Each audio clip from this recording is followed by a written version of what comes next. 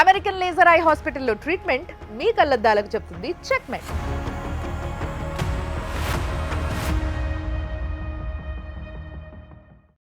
అయితే లోకేష్ గారిది ఏదైనా ఒక క్వాలిటీ చెప్పండి సార్, విత్ ద ఎగ్జాంపుల్. అంటే మీరు దగ్గరగా చూశారు కాబట్టి నేను ఇది స్పష్టంగా అడుగుతున్నా.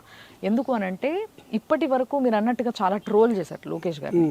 బట్ ఈ ట్రోల్స్ అన్న ఆగాలి అని అంటే ఆయన గురించి డీటెయిల్గా ప్రజలకి తెలియాలి. కాబట్టి ఆయన దగ్గరగా చూసిన మీకు ఏదన్నా ఒక సిచ్యువేషన్లో ఈయన కదా లీడర్ అని అనిపించిందా? ఏదైనా సిచ్యువేషన్ని డీల్ చేసిన విధానం, హ్యాండిల్ చేసిన విధానం? 2-3 సిచ్యువేషన్లు చెప్తా అండి. చెప్పండి. నేను ప్రోగ్రామ్స్ కమిటీ చైర్మన్గా ఉన్నప్పుడు మంగళగిరి నియోజకవర్గంలో ఒక మహిళ మీద అఘాయిత్యం జరిగింది.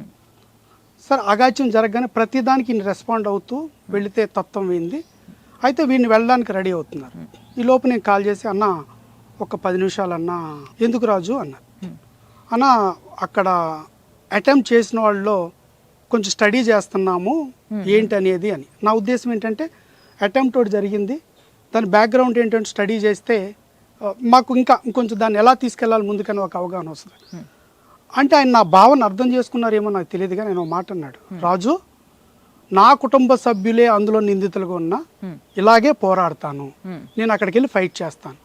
నిందితులు ఎవరైనా కానీ, అది నా కుటుంబ సభ్యులైనా కానీ నేను ఆ మహిళ పక్షానే ఉంటాను, బాధితురాల పక్షానే ఉంటాను అని ముందడిగేసి అక్కడ ఆ రోజు ఫైట్ చేయడం జరిగింది.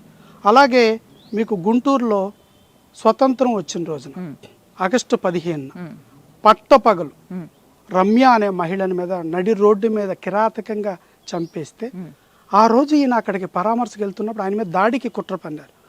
మేము కాల్ చేసి చెప్పాం, అన్న కొంచెం ఆగుదామన్నా, క్యాడర్ని అందరినీ పోగొట్టుకుందాం, ఎందుకంటే అక్కడ మీ మీద ఫిజికల్గా దాడి చేయడానికి రెడీ అయ్యారు. అయినా వినలే, వెళ్ళిపోయాడు, దూకేశారు. ఆ రోజున ఆయన మీద అటాక్ రెడీ చేశారు, అటాక్ ప్రిపేర్డ్ అయి ఉన్నారు. ఈలోపు పోలీసులు వచ్చి వాళ్ళని చెదరగొట్టి మళ్ళీ ఆయన తీసుకెళ్లి పోలీస్ స్టేషన్లో కూర్చోబెట్టారు. పోలీస్ స్టేషన్లో కూర్చుని మహిళ కోసం పోరాటం చేసిన విధానం. మూడవది, ఒకసారి భీమవరం ఆయన పాదయాత్ర చేస్తున్నప్పుడు పాదయాత్ర కొంచెం చీకటపడింది, పబ్లిక్ మీటింగ్ కంప్లీట్ అంతా ఆయనతో పాటు నడిచి వెళ్తున్నాం. మాకు ఒక సమాచారం వచ్చింది, ఒక 100 మీటర్లు 200 మీటర్ల దూరంలో ఒక 200 మంది గాజు సీసాలు పట్టుకుని, రాడ్లు పట్టుకుని, కత్తులు పట్టుకుని మీ మీద దాడి చేయడానికి సిద్ధంగా ఉన్నారు, మీరు ఆగిపోవండి అని ఒక సమాచారం మాకు వచ్చింది. అన్నకి చేరవేశాం, సమస్య లేదు, అడుగు వెనక్కి వెయ్యను, ఈ దాడిలో ఏం జరిగినా పర్లేదు అని చెప్పి ఆయన పాదయాత్రను కొనసాగించారు. మా మీద దాడి కూడా జరిగింది, ఆయన మీద కూడా దాడికి విశ్వ ప్రయత్నం చేశారు. అంటే ఒక నాయకుల్లో మనం అది చూసినప్పుడు, అంటే నీ మీద ఒక భౌతిక దాడి జరగబోతుంది, అది ఎంత తీవ్రత స్థాయి కన్నా వెళ్ళొచ్చు, పోలీసులు మనకు సహకరించట్లేదు, రౌడీ ఓకులు మనకు సిద్ధంగా ఉన్నారు దాడి చేయడానికి అన్నప్పుడు కూడా ఆయన అడుగు ముందుకేసాడు తప్ప వెనకడుగు వేయలేదు. అది నన్ను బాగా, అంటే నిజంగా ప్రజల కోసం, మహిళల కోసం పోరాటం చేసిన ఒక గొప్ప లీడర్గా ఆయన చూడాలి. ఖచ్చితంగా అండి. మామూలుగా మేము పంచ డైలాగులు చాలా చెప్తాం, రాజకీయ నాయకులు మేము మైక్ ఇచ్చేస్తే మేము వీరులు సూర్యులు మీకు అండగా ఉంటాం, పోరాటానికి మేము సిద్ధం, మా ప్రాణాలు సైతం ఇచ్చేయడానికి మేము సిద్ధంగా, ఇలాంటి సినిమా డైలాగులు చెప్తాం రాజకీయ నాయకులు. కానీ రియాలిటీగా అలాంటి సందర్భం వచ్చినప్పుడు నిజంగా నిలబడతామనేది ఒక క్వశ్చన్. కానీ ఈయన నిలబడ్డారు కదా, ఈయన పాదయాత్ర చేసి ఆ రోజుల్లో కార్యకర్తలు బయటకు రావడానికి భయపడుతున్న సందర్భంలో ఆయన పాదయాత్ర చేసి ఎక్కడ వెనకడుగు వేయకుండా ఆయన మీద దాడులు చేశారు, కేసులు పెట్టారు, ఆయన మీద మైకులు లాక్కున్నారు, కుర్చీలు లాక్కున్నారు, రకరకాల భయభ్రాంతులకు గురి చేయడానికి ట్రై చేశారు. ఆయన ఎక్కడ వెనకడుగు వేయలేదండి, ఆయన అడుగు ముందుకేసాడు. లోకేష్ గారి పైన ఉన్న అభిమానం ఏంటి అనేది ఇక్కడ మాటల్లో నాకు అర్థమైపోయింది సార్ నిజంగా. కానీ యాజ్ ఎ లీడర్, ఈరోజు యాజ్ ఎ ఎమ్మెల్యే ఒక వ్యక్తిగా మీరు చాలా పడుంటారు. అంటే 10 సంవత్సరాలుగా ఎంతో కష్టపడితే తప్పితే ఈరోజు ఈ పొజిషన్లో లేరు మీరు. సో ఈ కష్టంలో భాగంగా ఈ 10 సంవత్సరాలలో బాగా మనసు నొచ్చుకున్న ఒక సన్నివేశం ఏమైనా ఉందా? అంటే సందర్భంగా ఏ మనిషి జీవితాన్ని ఉంటుందండి. 2016లో ఒక మంచి ఉద్యోగాన్ని వదులుకుని వస్తున్నప్పుడు అందరూ వద్దనే వారించారు. రాజకీయాలంటే కుట్రలు కుతంత్రాలు ఉంటాయి, ఇవి నువ్వు చేసుకొని ఇదంతా సాఫ్ట్వేర్, సాఫ్ట్ మైండ్, ఏదో చేయాలని తపన పడుతున్నావు కానీ కిందంతా చాలా అరాచకంగా ఉంటుంది, ఇవి నువ్వు తట్టుకోలేవని చెప్తున్నప్పుడు కూడా వినకుండా వచ్చాం. ఒక 3 ఏళ్ల పాటు శ్రమించా కానీ సీట్ రాలేదు 2019లో. సో అప్పుడు మానసిక సంఘర్షణ బాగా జరిగింది. అంటే మనం కొన్ని ఉన్నత లక్ష్యాలతో వచ్చాము, కానీ ఈ సమాజంలో మనకు అవకాశం రాలేదు.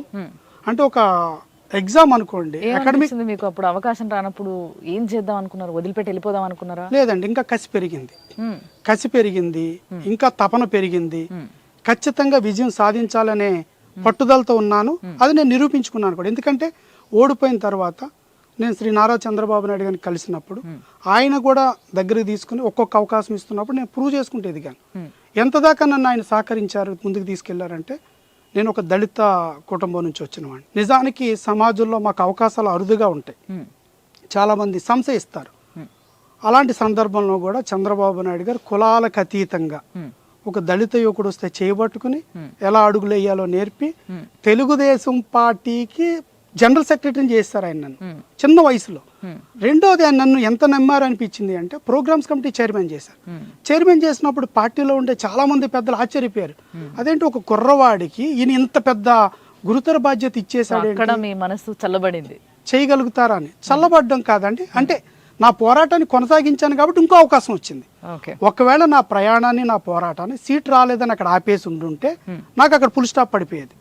నేను నాకు సీట్ రాకపోయినా నా పోరాటాన్ని నేను కొనసాగించాను, నా యొక్క ప్రయాణాన్ని కొనసాగించాను కాబట్టి నాకు రెండో అవకాశం వచ్చింది. సుమన్ టీవీలో మీ పర్సనల్ అండ్ బిజినెస్ ప్రమోషన్స్ కోసం కింది నెంబర్కి కాంటాక్ట్ చేయండి.